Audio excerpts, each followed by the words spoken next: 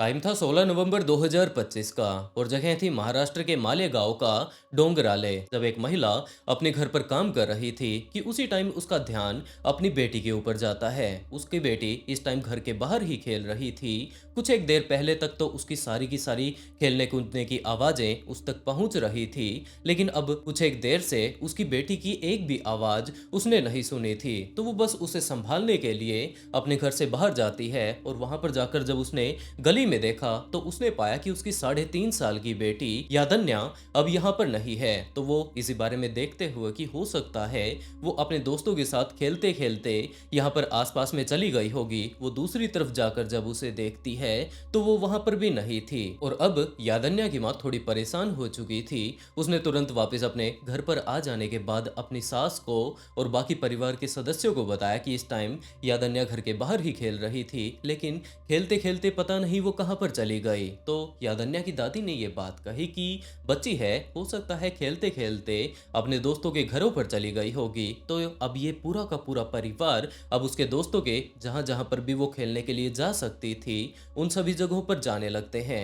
लेकिन वहां पर जाने के बाद लगभग 10 से 15 मिनट का ही टाइम लगा होगा। सारे के सारे लोग खाली हाथ ही लौट आते हैं कि उनमें से किसी को भी वो लड़की नहीं मिली। और अब ये लोग काफी ज्यादा परेशान हो चुके थे। और उसके बाद यादन्या की माँ ने यादन्या के पिता के पास कॉल किया। इसके पिता एक फोटोग्राफर थे और अपने काम के सिलसिले में इस टाइम ये शहर से बाहर गए हुए थे। तो उन्होंने यही बात कही कि यहाँ पर आस पड़ोस में अपने जितने भी पहचान वाले हैं उनसे जाकर वो मदद मांगे और बहुत जल्द वो वापस घर पर आ जाएंगे। यादन्या की माँ बिल्कुल ऐसा ही करती है। उसकी दादी हुई, उसकी चाची हुई, सारे के सारे वहां पर उनके मोहल्ले में जितने भी लोग थे उन सभी को जाकर बताने लगते हैं कि उनकी बेटी कुछ इस तरीके से यहाँ पर उनके घर के बस बाहर ही खेल रही थी। अब अचानक से पता नहीं वो कहाँ पर गायब हो गई। और अब तो पूरा का पूरा मोहल्ला ही उस 3.5 साल की लड़की यादन्या को ढूंढने के लिए निकल पड़ता है। और लगभग आधे घंटे का ही टाइम लगा होगा कि 5 बजे तक तो ये पूरा का पूरा गांव यादन्या को ढूंढ रहा था। लेकिन गांव में कोई भी ऐसा व्यक्ति मौजूद नहीं था जिसने कि ये बात कही हो कि आप चिंता बिल्कुल भी मत कीजिए, यादन्या तो हमारे यहाँ पर खेलने के लिए आई हुई है। और धीरे धीरे कर जैसे जैसे टाइम बीतता जा रहा था तो यादन्या के परिवार के साथ साथ अब गांव वालों के अंदर भी खौफ का माहौल बनता जा रहा था कि एक छोटी सी लड़की इस तरीके से गांव से कैसे गायब हो सकती है। और कुछ ही देर बाद वो लोग जाकर पुलिस में इस बात की कंप्लेंट कर देते हैं कि उनकी 3.5 साल की बेटी कुछ इस तरीके से अपने गली में ही खेल रही थी, लेकिन अब पता नहीं वो अचानक से कैसे गायब हो गई। तो पुलिस भी इस केस को काफी ज्यादा सीरियस ले लेते हैं और वो लोग वहां पर गांव में आकर यादन्या को ढूंढना शुरू कर देते हैं। लेकिन यहाँ पर यादन्या को ढूंढने वाला सिर्फ और सिर्फ पुलिस ऑफिसर्स की टीम नहीं, जबकि पूरा का पूरा गांव था। पूरा ही गांव इस टाइम यादन्या को ढूंढने के लिए निकला पड़ा था। इसमें काफी सारे लोग ऐसे शामिल थे जो कि अलग अलग जगहों पर जाकर अपनी अलग से टीम बनाकर उसे ढूंढ रहे थे, क्योंकि अब रात का टाइम हो रहा था। वो लड़की काफी ज्यादा छोटी थी और हो सकता है अगर वो अपने गांव से दूर चली जाती है, किसी गलत व्यक्ति के हाथ वो लग जाती है, तो उसके बाद तो पता नहीं उसका क्या होने वाला था। जिसके चलते पूरा का पूरा गांव जल्द से जल्द उसे ढूंढ लेना चाहता था। लेकिन लगातार आगे से आगे टाइम बीतता जा रहा था, लेकिन कोई भी व्यक्ति ऐसा सामने नहीं आया जिसने कि ये बात कही हो कि अब ये सर्च ऑपरेशन यहीं पर बंद कर दिया जाए, यादन्या उन्हें मिल चुकी है। पुलिस ने अब सारी की सारी जो गलियां थी उन्हें छान मारा था। तो अब आखिर में जितनी भी इस गांव की अबेंडेंट पड़ी जगह थी जहां पर कोई भी जाया नहीं करता था, उन सारी की सारी जगहों को अब जाकर छान मारना शुरू कर दिया। और इसी तरीके से छानते छानते पुलिस इस गांव का ही एक मोबाइल टावर जो कि इस टाइम बंद पड़ चुका था, इसके नीचे छोटी मोटी इस टाइम कमरे भी बनाए गए थे। पूरे तरीके से अबेंडेंट ये था। यहाँ पर आसपास में काफी सारी झाड़ियां उगी हुई थी। पुलिस ऑफिसर्स छानबीन करते करते यहाँ पर पहुंच चुके थे। पुलिस ऑफिसर्स पहले भी यहाँ पर आए थे, लेकिन पहले उन्हें कुछ भी ऐसा नजर नहीं आया। लेकिन जैसे ही अब की बार पुलिस ऑफिसर्स काफी सारे लोगों को लेकर यहाँ पर आ चुके थे, तो उनमें से कुछ एक लोगों को जब वो लोग अपनी टॉर्च से वहां पर झाड़ियों में देखने लगते हैं तो एक दो व्यक्ति को कुछ एक अजीब चीजें दिखाई देने लगती हैं। और धीरे धीरे कर वो लोग जैसे ही उन चीजों के पास पहुंचते हैं तो उन्होंने देखा कि ये कोई अजीब चीज नहीं, जबकि ये तो यादन्या है। और पहली नजर में देखने पर ही जिस बंदे ने पहली नजर नजर में यादन्या को देखा था वो वहीं पर खड़ा का खड़ा रह जाता है। उसकी आंखें फटी की फटी रह गई, पूरे तरीके से वो वहीं पर फ्रीज हो चुका था, कुछ भी बोलने में वो समर्थ नहीं था।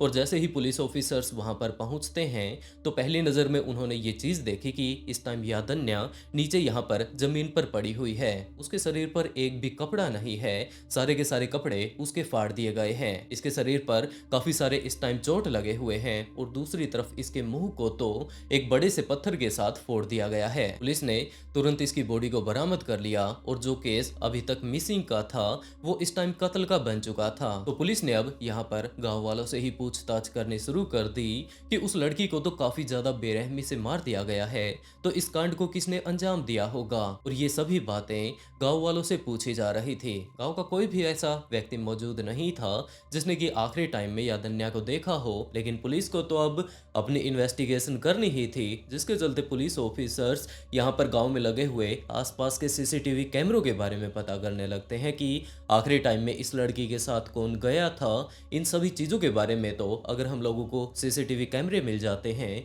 तो उनकी मदद से पता चल जाएगा, लेकिन गांव में तो एक भी ऐसा कैमरा लगा हुआ नहीं था, जिसके चलते आखिर में अब पुलिस गांव के ही छोटे छोटे बच्चों के पास जा पहुंचते हैं। उन्होंने उनसे पूछना शुरू किया कि क्या यादन्या आखिरी बार तुम्हारे पास ही खेल रही थी। तो उन्होंने मना कर दिया कि वो हमारे साथ तो नहीं खेल रही थी, वो अपने घर के बाहर खेल रही थी। लेकिन हाँ, आखिरी टाइम में विजय खैरनार अंकल यहाँ पर आए थे और उन्होंने उसे ये बात कही थी कि वो उसे चॉकलेट दिलवाने वाले हैं। तो चॉकलेट दिलवाने के नाम पर वो उन्हें अपने साथ लेकर गए थे। उसके अलावा तो हमें उनके बारे में कुछ भी नहीं पता कि वो कहां पर चली गई थी। तो अब पुलिस विजय के पास ही जा पहुंचती है। उसे पकड़कर जब पुलिस ने पूछताछ करनी शुरू की तो उसी टाइम पुलिस को पता चलता है कि ये तो वही बंदा है जो कि यादन्या को ढूंढवाने में हमारी मदद कर रहा था।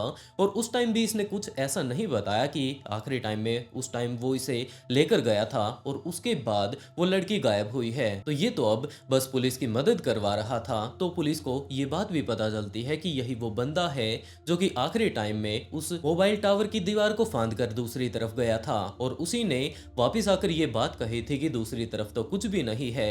ये पुलिस के आगे आगे घूम रहा था, सारी की सारी जगहों को खुद जाकर इन्वेस्टिगेट कर रहा था। पुलिस ऑफिसर्स को तो पहली नजर में यही बात लग रही थी कि ये तो सिर्फ और सिर्फ एक अच्छा गांव वाला है जो कि इस बात को लेकर परेशान है कि इनके गांव से एक लड़की गायब है। लेकिन पुलिस को कोई अंदाजा नहीं था कि ये वही बंदा है जिसने कि शायद इस कांड को अंजाम दिया था। और यही कारण था कि पुलिस जहां पर भी जा रही थी मेन तौर पर उसी टावर के पास, तो ये सबसे पहला बंदा था जो कि दीवार पर चढ़कर अंदर की तरफ जाकर देख कर आया था और वापस आकर उसने पुलिस ऑफिसर्स को ये बात बताई थी कि जनाब अंदर तो कुछ भी नहीं है। और 2 बार वो उस दीवार को फांद कर दूसरी तरफ जाकर वहां पर देख कर आया था। तो शायद इसने उस लड़की को देखा भी होगा, लेकिन शायद इसी ने वो कांड रचा होगा जिसके चलते ये अपने आप को बचाने के लिए पुलिस की इस टाइम मदद कर रहा था। तो पुलिस ने उसे इस टाइम गिरफ्तार कर लिया और उसके बाद उससे पूछताछ करनी शुरू कर दी। विजय ने पुलिस ऑफिसर्स को ये बात बताई कि जनाब मैं तो सिर्फ और सिर्फ उस लड़की को ढूंढवा देना चाहता था, ऐसा मैंने कुछ भी नहीं किया जैसा कि आप मेरे ऊपर शक कर रहे हैं। लेकिन पुलिस को अब उसके ऊपर पक्का शक हो चुका था। जितने भी यहाँ पर आसपास में सबूत मिल रहे थे, जैसा कि उन लड़कियों ने बताया कि आखिरी टाइम में इसी के साथ यादन्या चॉकलेट लेने के लिए गई थी, तो पुलिस को अब कंफर्म हो चुका था। और जोर जबरदस्ती करके जब थोड़ी मशक्कत की जाती है तो उसके बाद विजय ने पूरी की पूरी कहानी पुलिस ऑफिसर्स को डिटेल से बता दी। उसने ये बात बताई कि इस घटना से कुछ एक दिनों पहले ही यादन्या के पिता के साथ उसकी लड़ाई हो गई थी और वो इसी का बदला लेना चाहता था। 16 नवंबर का टाइम था जब उसकी दादी माँ, जिसके साथ कि वो इस गांव में रहता है, इनके परिवार में इसकी दादी है और ये रहा करते थे। लेकिन इस दिन इसकी दादी किसी काम के चलते बाहर गई हुई थी और ये गांव में उस टाइम यूं ही घूम रहा था। वैसे तो ये एक कंस्ट्रक्शन वर्कर है, दिहाड़ी मजदूरी पर जाकर इसके पास जो कुछ भी पैसा आता है उससे वो अपना और अपनी दादी का गुजारा करता है। लेकिन जैसे ही उसने उस दिन यादन्या को देखा तो उसे याद आ जाता है कि इसके पिता के साथ तो इसकी लड़ाई चल रही है। तो वो यादन्या के पास जाता है और उसे ये बात पूछता है कि क्या वो चॉकलेट खाना चाहती है। यादन्या एक छोटी बच्ची, उसे कोई अंदाजा नहीं कि ये बंदा जो कि उसे चॉकलेट देने के बहाने यहाँ से ले जाने की कोशिश कर रहा है, इसके दिमाग में क्या चल रहा है। वो तो उसे सिर्फ और सिर्फ विजय चाचू बोला करते थे। तो वो उस दिन उन्हें देखकर बहुत ज्यादा खुश हो जाती है कि आज तो विजय चाचू उसे चॉकलेट चॉकलेट दिलवाने वाले हैं। और यही बात सोचकर वो उसके पीछे पीछे हो लेती है और कुछ एक दूरी पर जाने के बाद यादन्या के घर से विजय का घर तकरीबन 200 मीटर दूर था। वो उसे अपने घर पर लेकर जाता है और वहां पर जाकर उसके साथ दरिंदगी करनी शुरू कर देता है। एक छोटी सी बच्ची 3.5 साल की उसके साथ इतना ज्यादा स्ट्रगल भी नहीं कर सकती थी। उसने उसे बोलने तक नहीं दिया और अगले काफी देर तक वो उसके साथ वहां पर दरिंदगी करता रहता है। लेकिन अब उसे वो जिंदा भी नहीं छोड़ना चाहता था, क्योंकि जैसे ही वो बाहर जाती तो सारे के सारे गांव वालों को बता देती कि विजय ने उसके साथ क्या कुछ किया है। और दूसरी तरफ उसके पिता के साथ तो उसकी लड़ाई मची ही हुई थी, तो वो उसे अपने साथ उसके घर के थोड़े ही दूर जो एक मोबाइल टावर था, जो कि इस टाइम अबेंडेंट पड़ा हुआ था, वहां पर लेकर जाता है। और वहां पर जाने के बाद उसे नीचे डालकर उसके मुंह पर एक बड़ा सा पत्थर दे मारता है। इस टाइम भी यादन्या बिल्कुल ठीक ठाक थी, उसका उसने शोषण कर लिया था, जिसके कारण उस बेचारी छोटी सी बच्ची की हालत बिगड़ गई थी, लेकिन वो जिंदा थी। लेकिन जैसे ही उसने वो पत्थर उठाया तो यादन्या उसी की तरफ देख रही थी और उसने उस छोटी सी लड़की के ऊपर थोड़ा सा भी तरस नहीं खाया और इतना भारी पत्थर वो उसके मुंह पर दे मारता है, क्योंकि वो उसका पूरी तरीके से फेस बिगाड़ देना चाहता था।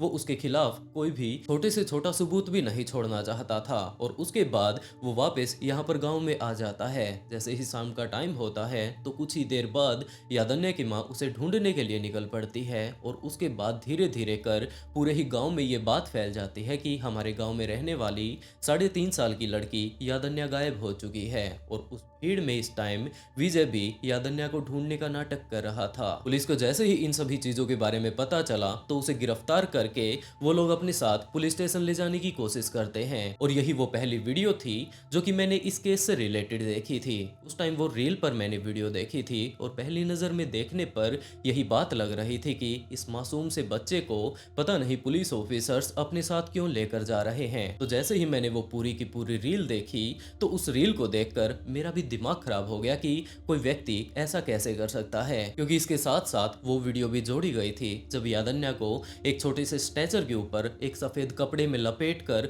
उन सारी की सारी महिलाओं के बीच रखा जाता है, जहां पर कि वो सारी की सारी महिलाएं अब काफी ज्यादा बुरे तरीके से रो रही थी। और उस वीडियो का कैप्शन पढ़ लेने के बाद इस केस के बारे में मुझे पता चलता है। ये सारा ही मामला जैसे ही महाराष्ट्र के लोगों को पता चलता है तो लोग इस टाइम सड़कों पर उतर आए थे और सभी लोगों की सिर्फ एक ही मांग थी कि इसे फांसी की सजा मिलनी चाहिए। इस टाइम सिर्फ और सिर्फ कोई एक समुदाय नहीं, जबकि हिंदू, मुस्लिम या फिर किन्नर समाज को ही देखा जाए तो सारे के सारे लोग सड़कों पर उतरे हुए थे और सबकी एक ही मांग थी कि इस व्यक्ति को जिंदा तो नहीं छोड़ना चाहिए। 3 साल के लड़के पर इतना बलात्कार किया वो दुश्मन ने, अगर उसे सजा नहीं मिलेगी तो हम किन्नर समाज यहाँ पर जान दे देंगे। जिस तरीके से इसने इस छोटी सी प्यारी सी बच्ची को इतना ज्यादा बेरहमी से मार डाला, तो भीड़ का तो यही कहना था कि एक बार इस बंदे को हमारे हवाले कर दिया जाए और उसके बाद जो कुछ भी हमें न्याय करना होगा वो हम लोग कर लेंगे। इस केस से रिलेटेड जितनी भी मैं डिटेल इकट्ठी कर पाया वो सारी की सारी इकट्ठी कर लेने के बाद अब आप लोगों को मैं स्टोरी सुना पा रहा हूँ। ज्यादातर न्यूज मीडिया चैनल्स ने इस केस को कवर नहीं किया है, लेकिन इस पूरे ही केस को समझ लेने के बाद मैं आप लोगों से इतनी रिक्वेस्ट जरूर करना चाहूंगा कि आप लोग अपने बच्चों का खुद ही ध्यान रखें। अपने आस पड़ोस में रहने वाले लोगों के ऊपर भी हम लोग विश्वास नहीं कर सकते कि उनके दिमाग में क्या कुछ चल रहा है, वो तो छोटे छोटे बच्चों तक को नहीं बकसते। और यादन्या के साथ हुई इस दरिंदगी को ज्यादा से ज्यादा लोगों तक पहुंचाने की कोशिश करें, ताकि लोगों को पता चल पाए कि यादन्या के साथ क्या कुछ हुआ था और जल्द से जल्द यादन्या को न्याय मिल पाए। दोस्तों, आज की इस वीडियो में मैं आप लोगों से ना तो लाइक मांगता हूँ ना सब्सक्राइब मांगता हूँ, लेकिन एक शेयर जरूर मांगूंगा, ताकि जल्दी से जल्दी ज्यादा से ज्यादा लोगों तक ये केस पहुंच पाए और सिस्टम के ऊपर थोड़ा दबाव बने और यादन्या को जल्द से जल्द न्याय मिले। और इसके साथ साथ दोस्तों, आप लोग अपने बच्चों का ध्यान जरूर रखें।